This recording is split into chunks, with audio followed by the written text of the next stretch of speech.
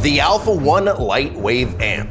This is your solution for your need for better audio in early model BMWs with Harman Kardon, Hi-Fi Professional DSP, and individual audio. And this is exactly what this F90 needs for a complete audio refresh.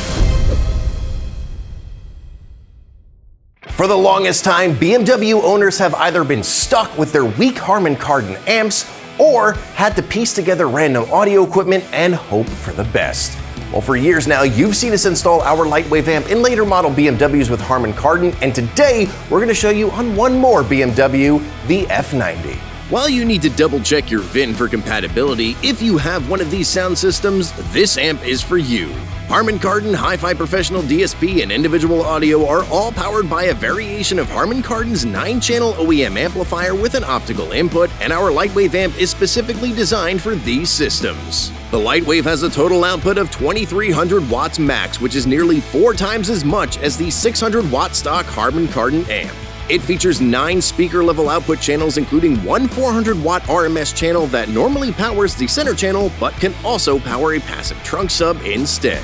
It also has a 10th DSP-controlled RCA pre-out, perfect for our SUB10 trunk sub if you want to keep the center channel running while still having an active trunk sub. You have full control over all of the settings in the Lightwave amp for complete tuning and customization. However, you also retain full control over all of your iDrive settings for quick changes on the fly. You can also choose between 2 different DSP tuning files simply by toggling the Logic 7 surround switch in your iDrive settings. And of course, like all of our amps, the Lightwave amp comes pre-tuned for your ears, your music, and your specific BMW. For a full list of all of the features, head on over to our website, link in the description. Also, head on over there to make sure this is compatible with your BMW. To install this yourself, you'll be able to get the job done with our DIY Essentials Kit and Trim Toolkit. If you don't feel comfortable doing this yourself, you can find one of our certified installers near you on our website. We have them in about 30 countries around the world. Don't forget that if you're in the Orlando, Florida area, stop on by and we can do it for you. Without further ado, let's get to the installation on this F90. Jarrett, take it away. Before dealing with anything electronic, you want to disconnect the battery. First, start by popping the hood to ensure that any electrical sources up front are disconnected. Next, the main battery. Pop the trunk and with the aid of a pick tool, lift up and remove the floor panel. With the battery exposed, use a 10mm socket to remove the negative battery terminal and set it aside. You might want to tie a towel around the trunk latch to prevent it from accidentally closing. Now to start removing the trim where the amp will live. Start with this rear panel. Use a trim tool to pop out the 4 fasteners. Then lift up from the bottom like so, and pop it free.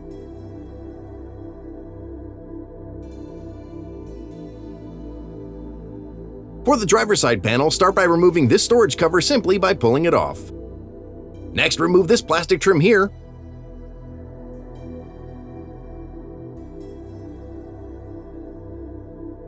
And slide it up the trunk arm. Secure it with tape to keep it from sliding back down. For the cargo tie down, use a trim tool to remove the plastic cover. And use a T40 bit to remove the screw and latch. Finally, remove the fasteners here, here, here, and then lower the seat and remove the upper and lower fasteners.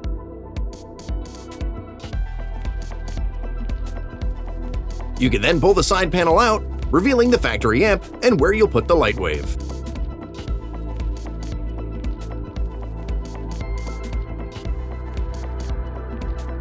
Before going further, Jarrett tidied up some cabling from other electronics that were previously installed to not only make it look nice, but to keep the cabling not necessary to the amp installation out of the way.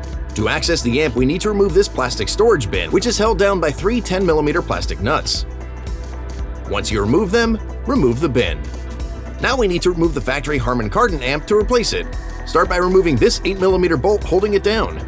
Remove the amp by lifting up. It will be very tight if it has not been removed before. Disconnect the amp by pinching in the center tabs of the smaller connectors and pulling them out. For the bigger one, slide the outer sleeve away to cam it free. This could also be very tight. One of the last steps is relocating the fiber optic cables. In the factory harness, remove the tape surrounding the green fiber cables to give you more room.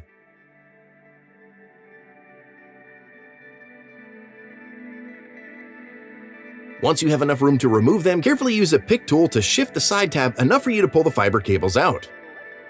Once free, snap them into the included Alpha 1 connector. You won't be needing the factory harness those fiber cables came out of, so clean up the harness and bend it back and tape it out of the way.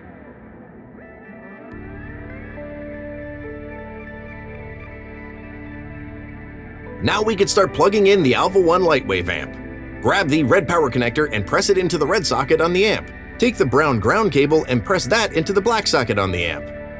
Grab the main harness and connect the lever lock by seating it in place like so and rotating the lever to lock it into place. On the other side of the amp, plug in the USB cable. This will be used to digitally access the amp later if you want to. Finally, remove this gray protector. Now it's time to install the amp.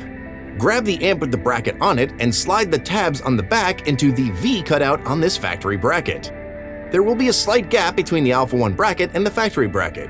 This is normal and intentional.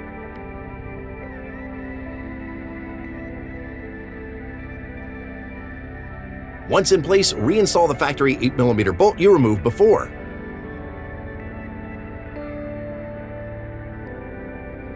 Now let's start plugging everything in. After you free up the factory harness by freeing it from this retaining strap, start with the slide lock connector. We do hear that we tend to make things look easy, so please enjoy this uncut frustration of Jarrett getting the slide lock connectors to lock. The audio has been removed since this is a family show. Seat them together and then slide the sleeve in to pull them together and lock them into place, eventually.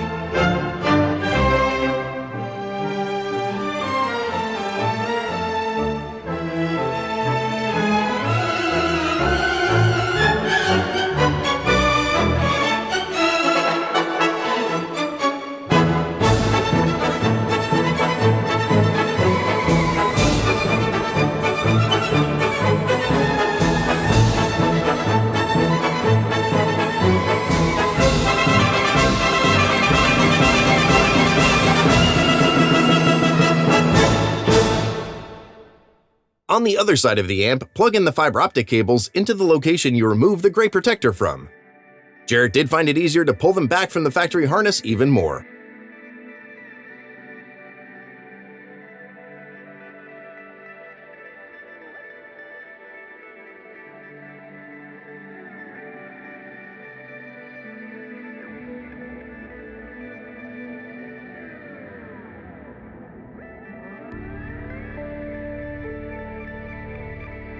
Use cable ties to secure the harness to the existing harness above.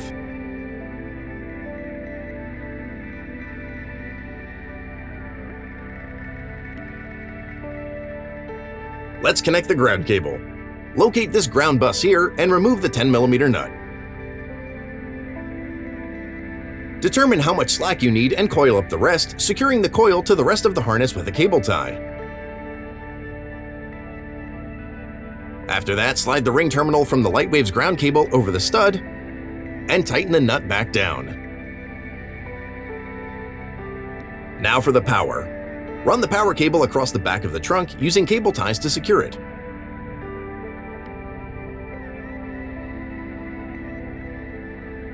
Once you get it to the other side panel, tuck it under and feed it down to the power terminals.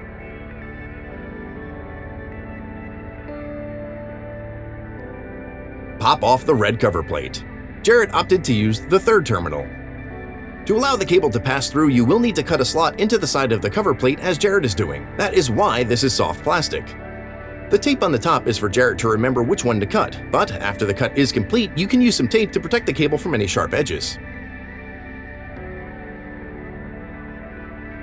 With that complete, you can then remove the 13mm nut on that power terminal. Slide the ring terminal from the Lightwave's power cable over the stud and tighten the nut back down. Replace the cover. To stop the fuse from rattling around, Jarrett placed some double-sided tape onto the back of it and secured it like so. Now we can start reassembly.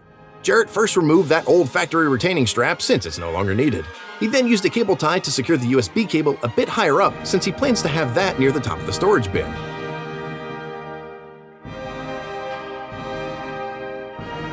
Speaking of which, replace the storage bin. Don't torque down the 10mm plastic nuts too much, they are plastic after all. Once in place, coil up the USB cable like so, and place it here where it will live. Articulate the side panel back in place.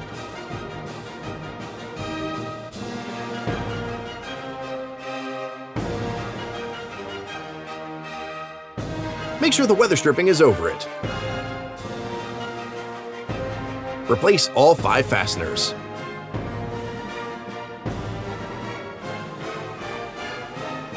Reinstall the cargo tie down. Snap the trim around the trunk arm back in place as well.